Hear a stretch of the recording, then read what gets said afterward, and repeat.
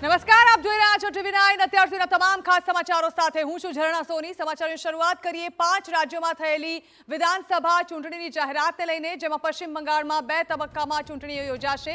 23 એપ્રિલે પહેલા અને 29મી એપ્રિલે બીજા તબક્કાનું મતદાન થશે। કેરળ, આસામ, તમિલનાડુ અને પોંડિચેરીમાં 1 તબક્કામાં ચૂંટણી થશે, તો કેરળ, આસામ અને પોંડિચેરીમાં 9મી એપ્રિલે મતદાન યોજાશે।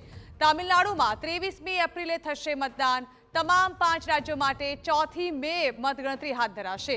5 રાજ્યોની 824 બેઠકો પર યોજાશે ચૂંટણી। 2.19 લાખ મતદાન મથકો પર મતદાન પ્રક્રિયા હાથ ધરાશે।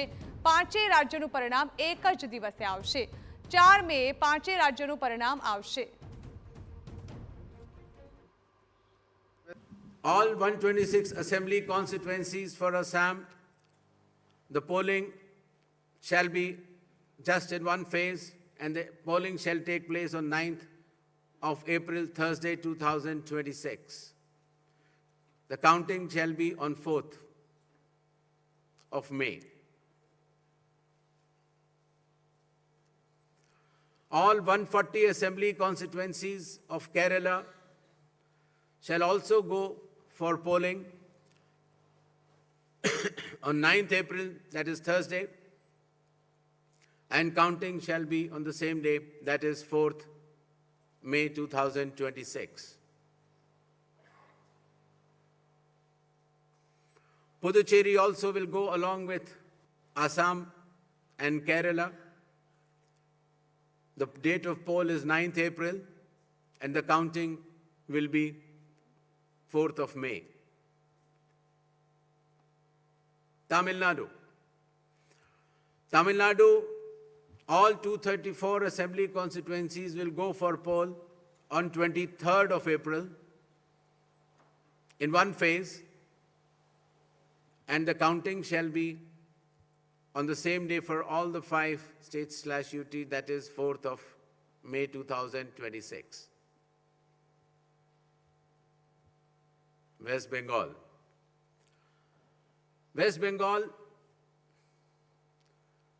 the 294 assembly constituencies, the polling shall be held in 2 phases. In the first phase, 152, and the second phase, 142. The date of poll shall be 23rd of April and 29th of April, and the counting shall be together for all, that is 4th of May 2026. તો આ તરફ ગુજરાતની ઉમરેઠ બેઠક માટે પણ પેટા ચૂંટણી તારીખની જાહેરાત કરવામાં આવી છે। 23મી એપ્રિલે યોજાશે ઉમરેઠ બેઠકની ચૂંટણી અને તેનું પરિણામ પણ 4મી મે આવશે। ઉલ્લેખનીય છે કે ધારાસભ્ય ગોવિંદભાઈ પરમારના નિધન બાદ આ બેઠક ખાલી થઈ હતી। ભાજપના ધારાસભ્યના નિધન બાદ આ બેઠક ખાલી થતા હવે અહીં પણ પેટા ચૂંટણી જાહેરાત કરી દેવામાં આવી છે। On 9th of April, and for the assembly constituencies of Gujarat and Maharashtra on 23rd. The counting shall be on 4th of May for all the cases.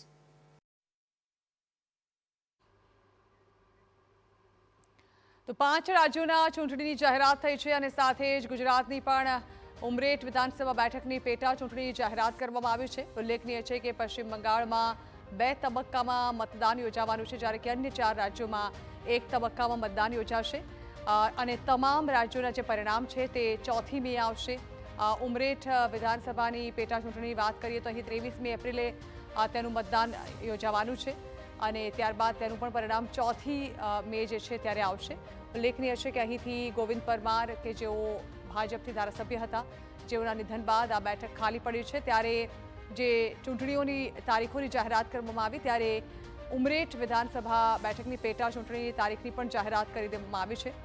વિવિધ જે રાજ્યોની ચૂંટણી જાહેરાત કરવામાં આવી છે તેની વાત કરવામાં આવે તો કુલ 4 રાજ્યો એવા છે જેમાં 1 તબક્કામાં મતદાન યોજાશે, જેમાં 9મી એપ્રિલે પોંડિચેરીમાં મતદાન યોજાશે। તમિલનાડુમાં 23મી એપ્રિલે, પશ્ચિમ બંગાળમાં 2 તબક્કામાં મતદાન યોજાવાનું છે, જેમાં પહેલો તબક્કો જે છે તે 23મી એપ્રિલે મતદાન યોજાશે। બીજા તબક્કામાં 29મી એપ્રિલે મતદાન પ્રક્રિયા યોજાશે। ત્યારબાદ કેરળની વાત કરવામાં આવે તો કેરળમાં 1 તબક્કામાં મતદાન યોજાવાનું છે, ત્યારે અહીં 9મી એપ્રિલે મતદાન યોજાશે।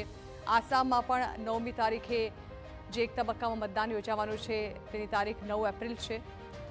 પોંડિચેરીમાં પણ 9 એપ્રિલે, જ્યારે કે પશ્ચિમ બંગાળમાં 23 અને 29 એપ્રિલે મતદાન યોજાવાનું છે. તામિલનાડુમાં પણ 23મી એપ્રિલે એક તબક્કાનું મતદાન યોજાવાનું છે.